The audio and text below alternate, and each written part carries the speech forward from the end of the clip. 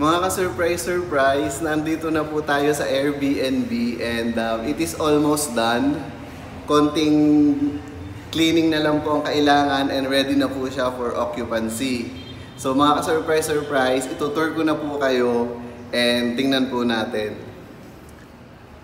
So ito po ang main door. Ayan. So from main door, you will see the kitchen. Ayan po, meron na po tayong stove, meron na rin po tayong kettle, light, let there be light, ayan po.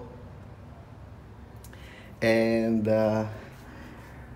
from here po, kita na po natin ang living room and yung other room, which is, it can be bed, yan, it can fit around 2 persons. And yan, may kitchen cabinet na rin po tayo. And for the sink, water.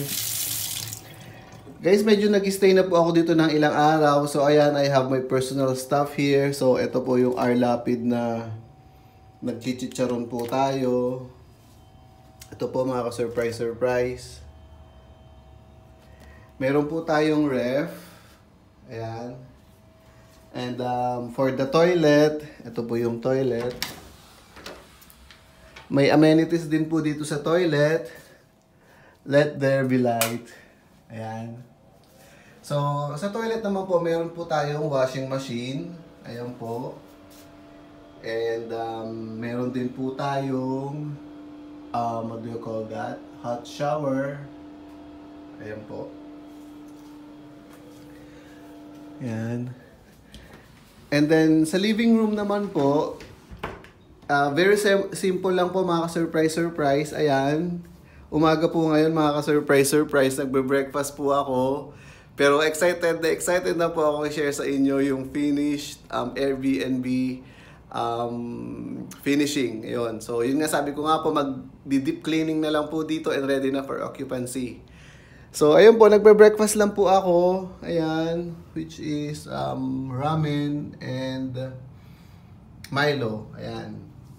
So simple lang po ang ang what do you call this? Ang living room, so a table and chair. Ayan. And from the window view po dito sa living room is ayan. Kung may mga anak po kayong mga chikiting, ganyan, di ba nga po, madalas sinasabi nyo sa mga chikiting nyo na ikaw, tawag dito, lagi mo nang gusto ng sa mall, gusto mo dyan ka na tumira. Ayan mga ka-surprise. Pwede na pong paknapak po sa kanila to mga ka-surprise. Ayan po. Yan po ang view from the living room. And meron po tayo dito pang malakasang mirror. Ayan po. Ganyan po tayo mga ka-surprise. Pero yun po, pag unano tuloy, pag medyo maliit ka, hindi po kita, buhok lang, ayan, ganyan, mga surprise. And dito po sa another room, ito po, it can fit around 2 persons, ayan.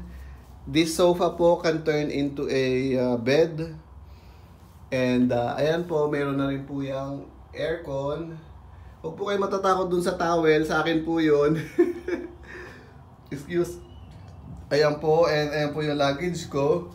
Kung gusto nyo po mag-luggage. May amenities po dito na aircon. And meron din po silang, what do you call this? Yung para bang mini fan. So kung ayaw nyo po, hindi po kayo nag-aircon, katulad ni Sara Duterte, na ayaw daw niya ng aircon sa office niya, may fan naman po, ayan. Pero alam ko, pwede rin cold din po yan. Ayan po mga ka-surprise. So ang view naman po dito is ganito mga ka-surprise. Meron din po pala tayong drying rack mga ka-surprise. Ayan. So kung maglalaba po kayo, may drying rack po dyan. So ayan, isampay nyo lang po dyan mga ka-surprise. And ayan, kung holiday feel po kayo talaga mga ka-surprise. Di ba usually pag nanonood po kayo ng news, napapanood nyo po dun is, ayan, nagsisikip na yung traffic dahil sa holiday. Ayan, mga ka-surprise. Talagang feel nyo po dyan. Hindi nyo na kailangang manood ng news. Titingin na lang po kayo sa window, mga ka-surprise. And kitang-kita nyo na po kung ano po ang latest sa holiday chikahan natin, mga ka-surprise. So ayun, so from this room, pupunta na po tayo sa main bedroom, mga ka-surprise. Ito po, dito po yun. So lights, ayan po. And do you want me to do a bed test, mga surprise? Sige, magbe-bed test po tayo, mga surprise. 1, 2, 3. Ayan, mga surprise. So, nakatulog na po ako dito and all I can say is, ayun, hiyang na hiyang po yung likod ko dito. I have a back pain. Ayun po, hiyang na hiyang po yung likod natin dito. For my taste ha, ewan ko po sa inyo, baka mas high ang standard nyo. Pero yung sa back ko naman po is okay na okay po siya. Paggising ko naman po is hindi na masakit yung likod ko, ganon. And ayun po, dito po sa, what do you call this? Sa cabinets naman po, meron din pong amenities. Ayan, pwede po kayong mag-plancha. So, ayan po. Pwede po kayong mamalansya. And ayun, naggawa natin yung bed test, ano? So, meron din po itong aircon, mga ka-surprise. Ayan. And of course, kung katulad nyo nga po ulit si Sara Duterte na sabi niya ayaw naman niya doon ng aircon sa office niya, kaya okay lang kahit patayan siya ng aircon. Meron naman pong fan. Ayan. And may mga amenities din po na towel. Ayan. Pwede nyo pong gamitin yung towels. Ayan. And also for replacement ng mga bed sheets. Ayan po. And syempre, kung gusto nyo mamalansya and gusto nyo akapin si Doc, ayan. So, yun po, ito po yung kabuuan nitong bedroom. And I'm sorry po guys, excuse me for my itsura. Kagigising ko lang po, nakita nyo nga po, nag-breakfast po tayo. So, wala pong pag-aayos na nangyari na naganap, hindi po ako nag-ayos. At anyway, kahit mag-ayos naman po ako, ganito pa rin po yung itsura ko, mga ka-surprise. So, ayun po, talagang tuwang-tuwa po ako, mga ka-surprise. At nagawa na po natin itong proper tour ng Airbnb. Masayang-masaya po ako and ayun nga po, so kung kailangan nyo po ng place to stay ng malapit po sa airport, kaya kung let's say nasa province po kayo and natatakot po kayong malate sa airport ng early morning flight nyo, pwede po kayo mag-stay dito. Ayun, tawagan nyo lang po ako. And ayun po, mayroon po pala ngayong mainihintay na lang po kasi ako nga na magki-cleaning. And magkakabit po ng wifi. So meron din po itong wifi. Installed po tayo ng wifi, mga ka-surprise. So ayan po.